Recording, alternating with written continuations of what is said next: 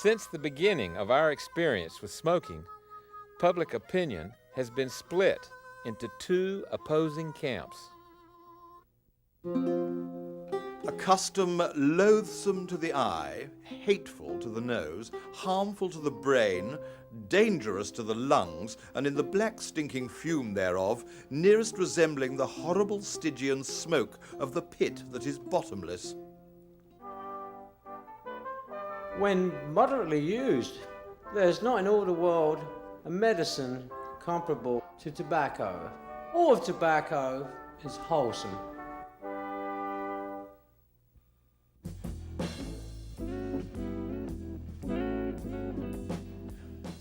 Of all the plants grown and used by human beings, not one has sparked controversy like tobacco.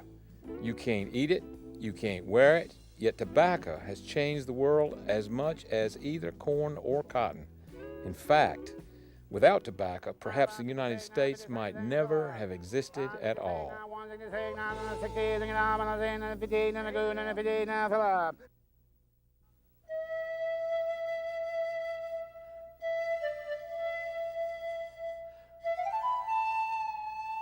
Christopher Columbus recorded in his log that the natives carried a lighted brand whose aroma it was their custom to suck. It was a member of his crew, Rodrigo de Jerez, who became the first European smoker in history, but certainly not the last.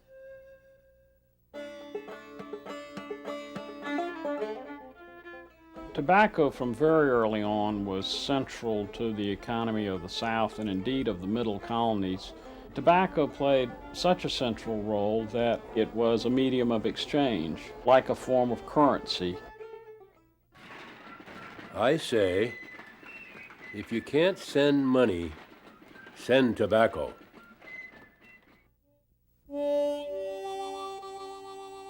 But it was the Civil War that really changed things.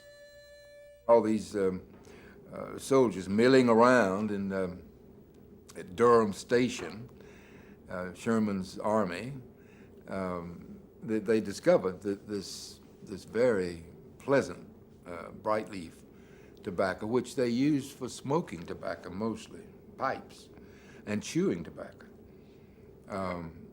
So that a market did begin to develop rather quickly. Union soldiers took home stories of the golden leaf.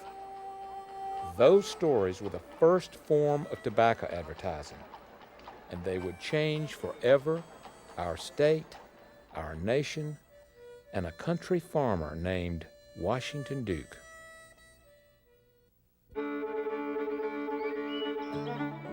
After the South's surrender, Washington Duke, farmer, soldier, and former prisoner of war, walked home with 50 cents in his pocket. The region's economy was in ruins, and Duke found almost everything of value on his farm gone, except for a wagon load of tobacco and 2 blind mules. He comes back to the farm, which today we call the homestead, and tries to pick up where he left off, but somehow he made the decision that the smart thing for him to do would be to go into the home manufacturing of smoking tobacco. That he would put his young children to work helping to flail this tobacco into smaller pieces, hire some help if necessary, and then he would peddle smoking tobacco. Soon he converted a small barn on his property into the first tobacco factory. In 2 years, Duke built another, larger factory to keep up with the demand for his processed tobacco. Before long, he moved his growing business into town, and within 40 years, the company Washington Duke started out of the back of a wagon became the largest tobacco empire in the world, thanks in large part to this, the Bonsack cigarette-making machine. Before James Bonsack invented the rolling machine, cigarettes were rolled by hand. A fast roller could make 2,000 cigarettes in one day.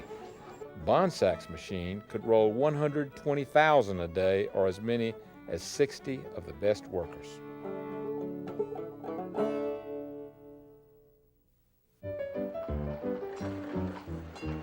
By the turn of the 20th century, cigarettes had begun to replace cigars in popularity, especially among young men and women.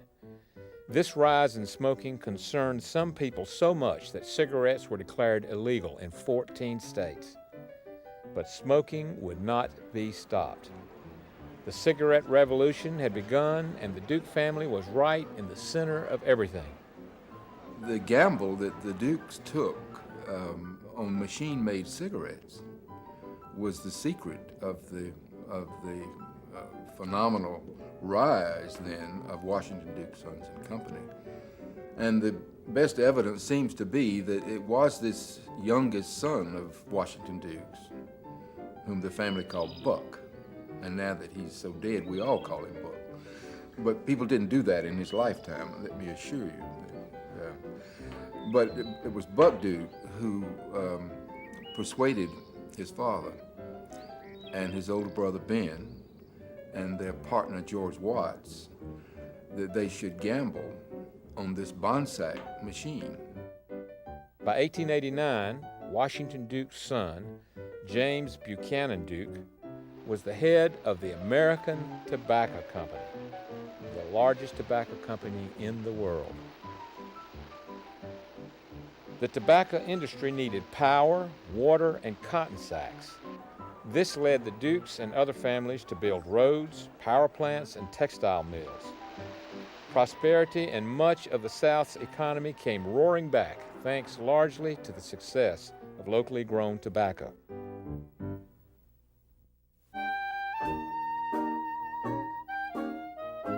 When the United States entered World War I, cigarettes were such a big part of a soldier's life that General Black Jack Pershing, commander of American forces in France, cabled Washington, "Tobacco is as indispensable as the daily ration.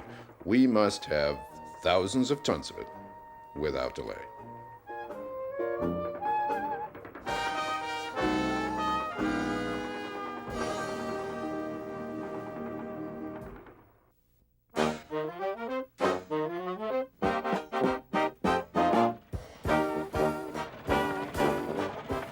At the end of the war, veterans returned home and they brought their cigarette habit with them. It was the beginning of the Jazz Age, when flappers and their bows danced through a cloud of cigarette smoke, and through it all, the Duke family prospered. In Durham in 1924, Buck Duke endowed Duke University and constructed a campus that looked as if it had been around for centuries. But along with the factories and the fortunes, something else was in the wind.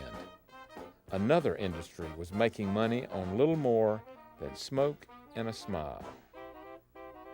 The modern advertising industry was born, and Buck Duke used advertising to sell cigarettes by the millions. He was a marketing genius, and in a few short years, his brands were known around the world.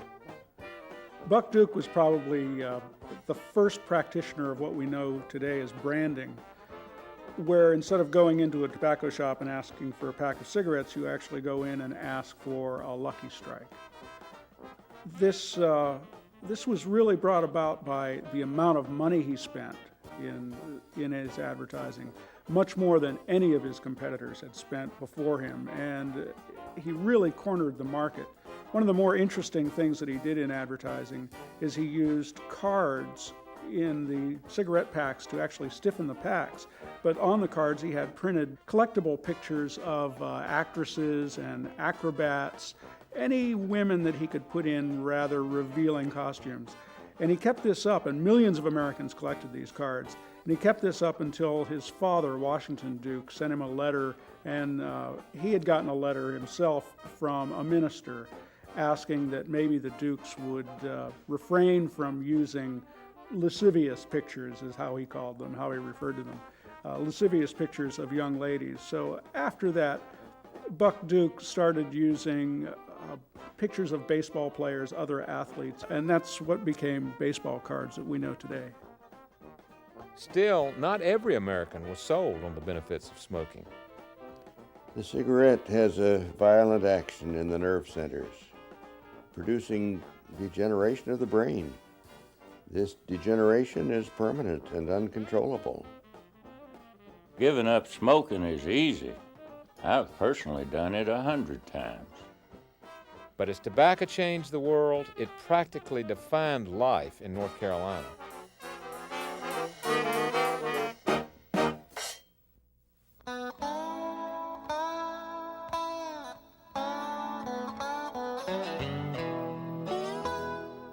It is true. From the period when the tobacco plants are set in the field, there is no resting time until it's housed. Working tobacco when I was a young'un, we had to work from sun up to sundown. And there was no Pepsi Colas and no ham biscuits and things of that nature. It was hard. Sometimes it was after sundown too, and before sun up. Many North Carolina children spent their summers working the tobacco fields, causing more than one to wish they were back in school. But once the tobacco was harvested and cured, then came the most exciting time of the year, a time that was a carnival, Christmas, and your birthday all rolled into one.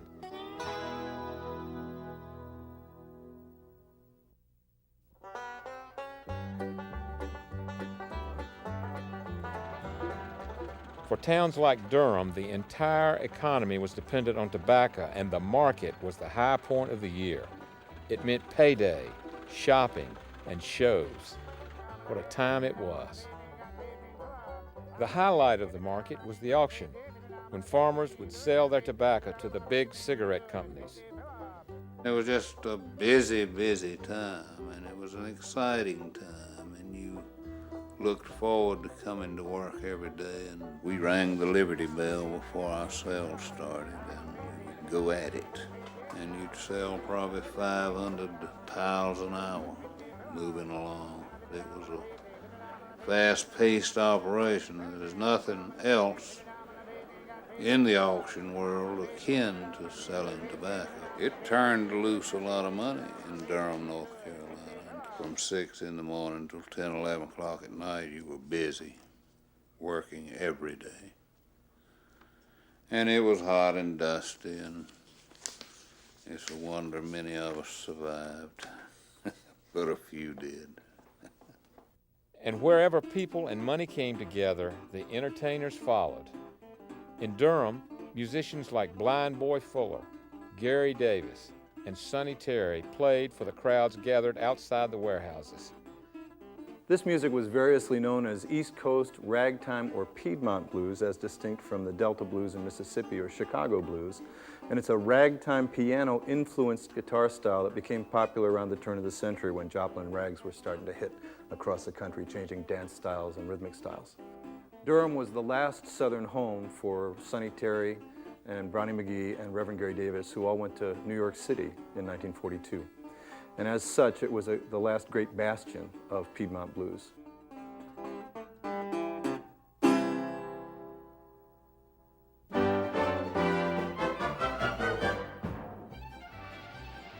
In cities like Durham and Winston-Salem, cigarette factories employed thousands of people, and their pay supported almost every aspect of the community. The wealth brought by tobacco was the foundation of the state's economy. And following the Duke family's philanthropic example, individuals and corporations donated millions to build hospitals, museums, schools, and theaters. Everywhere you look, you can see how tobacco changed our streets, our skyline, and even our sports.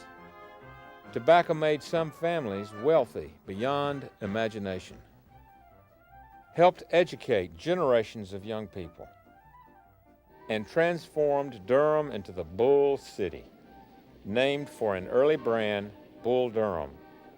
Bull Durham also gave baseball the bullpen, named for a Bull Durham ad that stood over the spot where pitchers warmed up before taking the mound.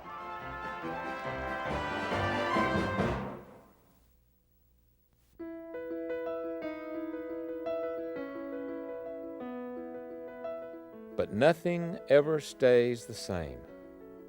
Tobacco, the state, and the city faced changes that old Washington Duke could never have predicted. In 1964, the Surgeon General of the United States linked cigarette smoking with cancer, and in less than 10 years, cigarette advertising would be taken off television and radio. Within a generation, smoking would be banned in workplaces and public buildings. Tobacco would continue to be a major economic influence in American life, but the way it did business would be changed forever. Even Durham, once the Bull City, changed its name to the City of Medicine, and the auction houses that once rang with the noise of a crowded market found new life as shops and luxury apartments. The factories that manufactured cigarettes for the world are silent, replaced by new industry, and the aroma of the golden leaf that once sweetened the city's air is just a memory. But if you know where to look, you'll see that the positive changes brought by tobacco from Duke University to the city's grand old neighborhoods will be with us for a very long time.